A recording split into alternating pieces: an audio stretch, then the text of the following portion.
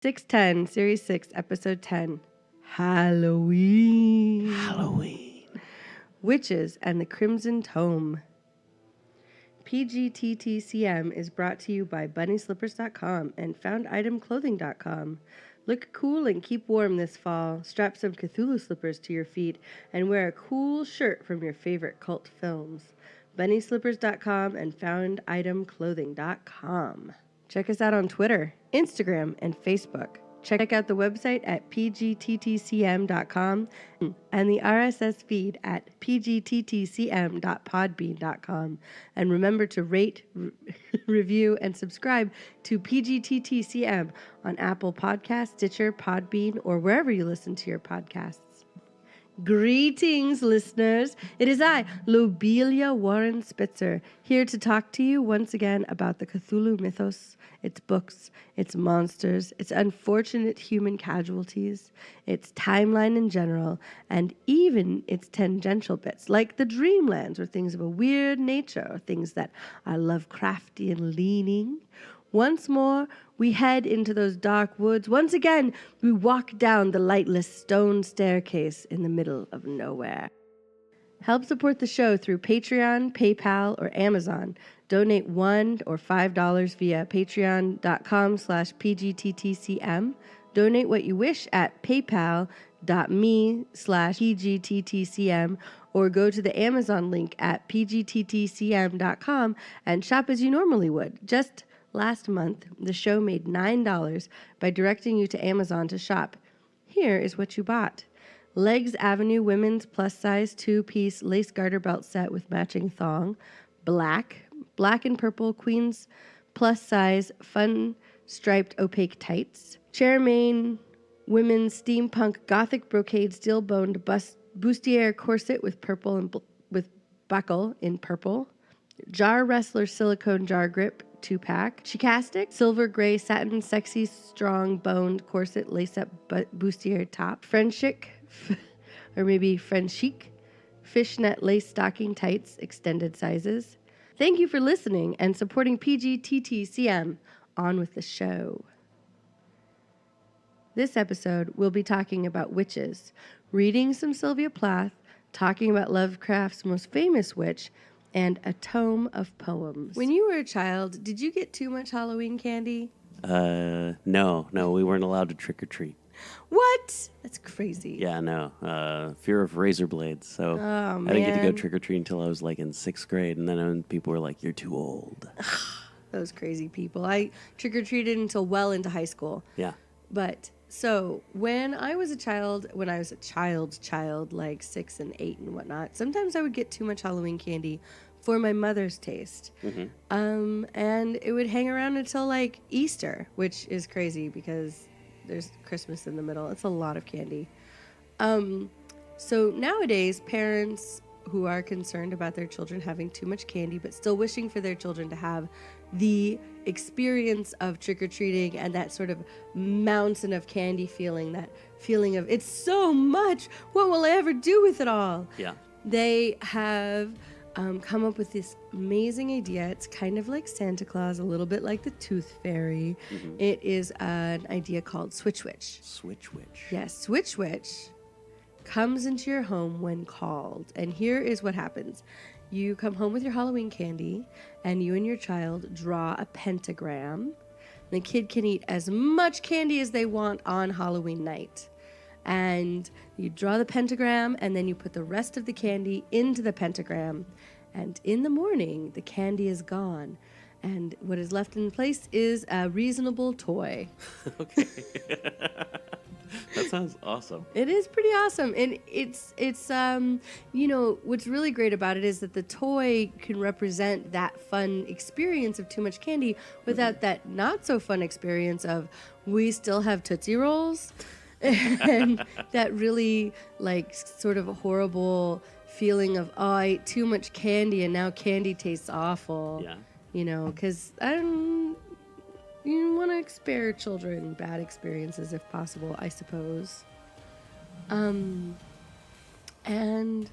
it's I feel like it's really good because You get the glut feel, and but then you don't have to continue to have the candy in the house, being a temptation to parents as well. Certainly. Because you can just throw it away or take it to work or whatever you want. It's not hanging around. Pick out all the Starbursts and then just throw everything else away, and you're not like feeling like you have to eat those.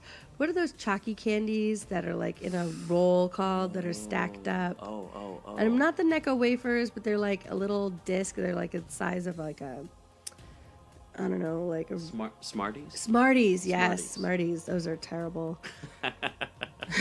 And yet I have eaten them many, many times. Yes. Because they were there, and sugar works that way. It's just sugar and citric acid, those things. Yes, precisely. Precisely. And they're supposed to be different flavors for different colors, but they are not. They are all just yuck. So, Switch Witch instead gives you this, like, memento. Yeah. And it's nice. And it does not have to be a reasonable toy. If you want to go crazy with it, go crazy with it. You know, if you want to hear more people talk about candy, you should definitely check out Candy Chat, which is the sister show to another darkmyths.org show, Blurry Photos. And you can check out Blurry Photos at blurryphotos.org and Dark Myths at darkmyths.org. We're pgttcm.com because we paid the extra $5. Yay! All right, back to the show. Enough with Sarah and Daniel talking about candy and Switch Witch. All right, back to the show. Witch Burning by Sylvia Plath. In the marketplace, they are piling the dry sticks. A thicket of shadows is a poor coat.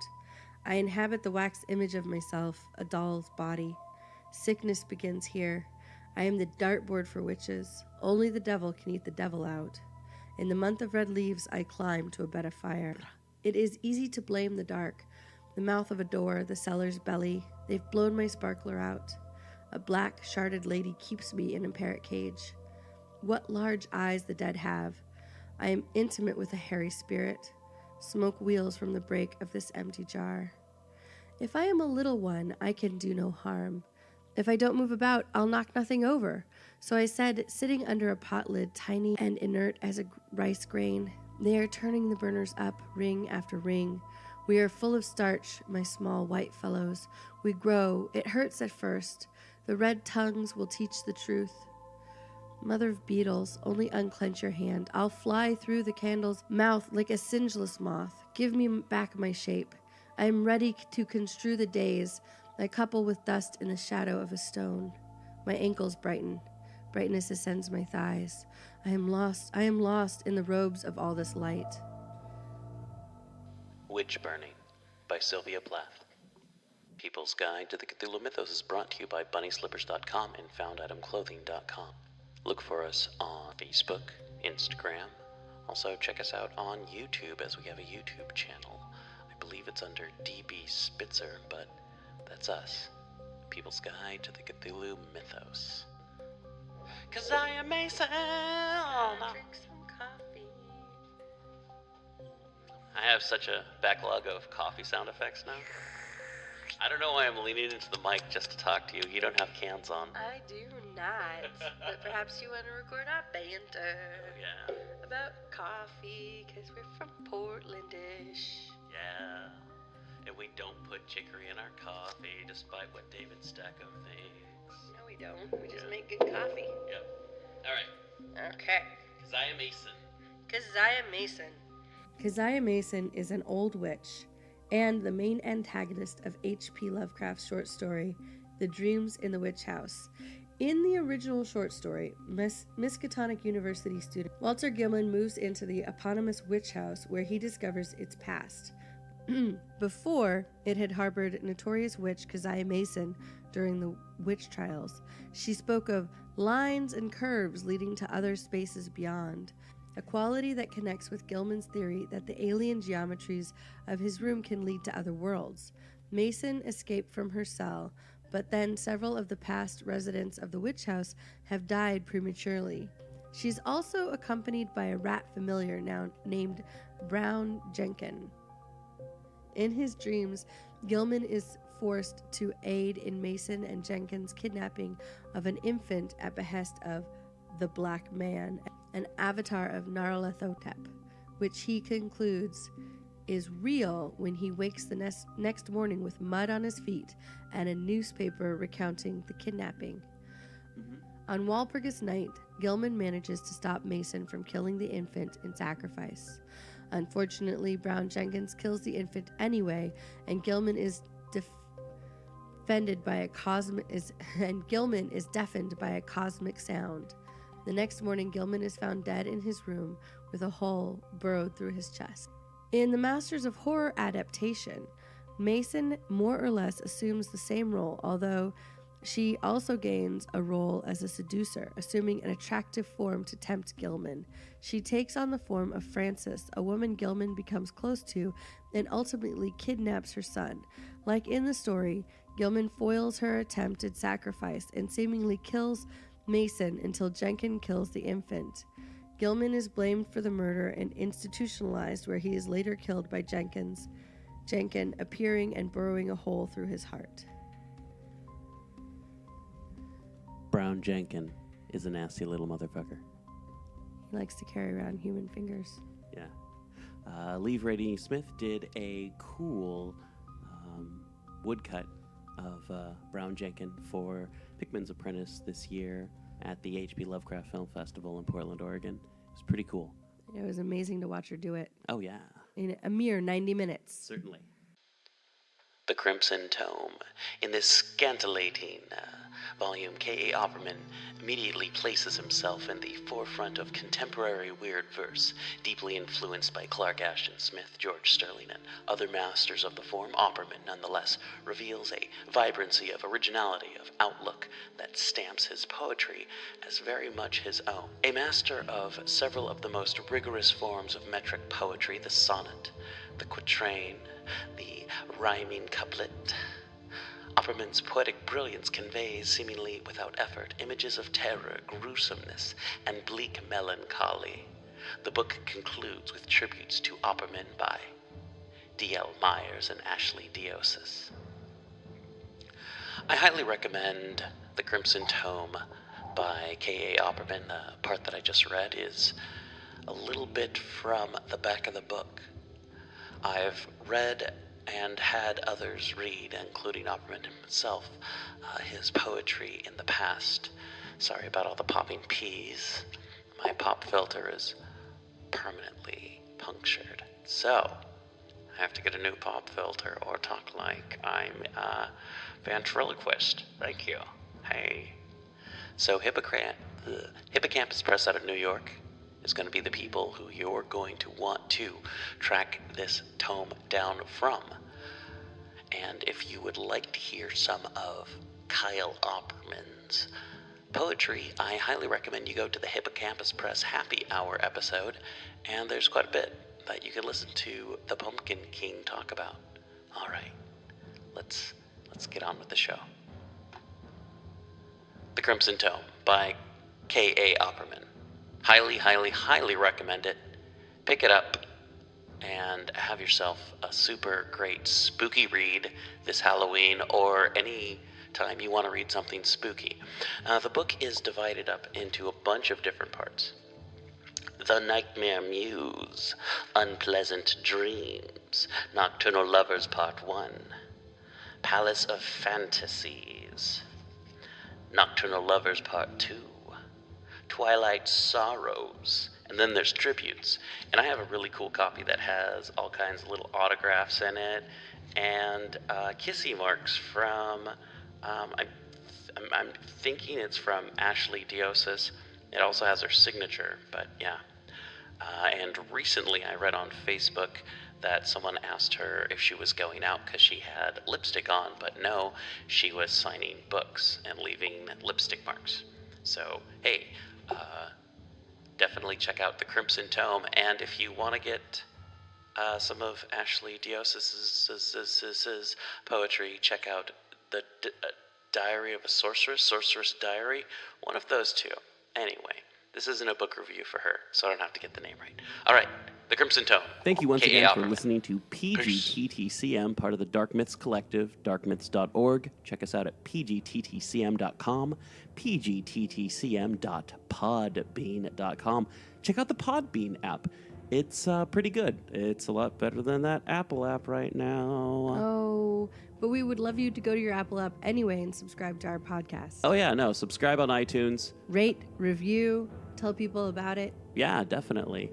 And if you want to send, message DB Spitzer or message PGTTCM on Twitter. We'll give you an address. You can send a self-addressed stamped envelope to that address. And guess what I'll give you?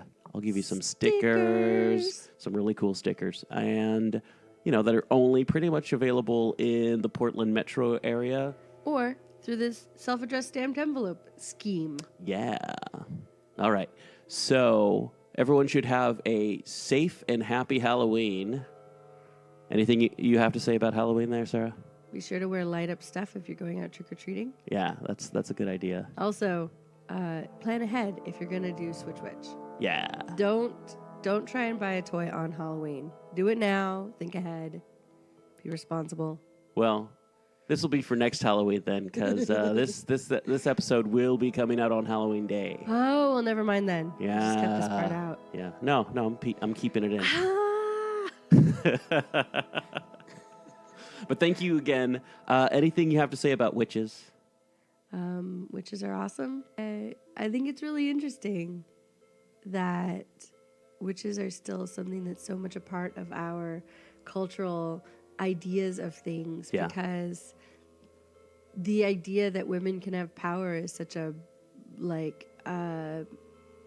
can be a scary but also an amazing idea. Mm-hmm. And, the mystery of the unknown. Sure. And in a patriarchy, women truly are unknown. And on that note, I guess, stay squiggly and keep it weird. People's Guide to the Cthulhu Mythos is edited and produced by Daniel Spitzer. Additional vocals by Sarah Fee. Thank you. People's Guide to the Cthulhu Mythos is part of the Dark Myths Collective. Check out them and many other cool, spooky podcasts at darkmyths.org. Help the show out. Donate some money. Be cool. Go to patreon.com/PGTTCM. There'll be some subscriber-only things that you'll get in the future. And also, hey, if you don't want to do that, why not go to paypal.me/PGTTCM and donate some money. Help us get some better equipment, some better microphones, a new pop filter. What about, stuff so that we can do live shows? Yeah, and go to conventions and all that fun stuff. Make the show grow, make it bigger. Yeah, baby. All right, that's all I got time for. Bye.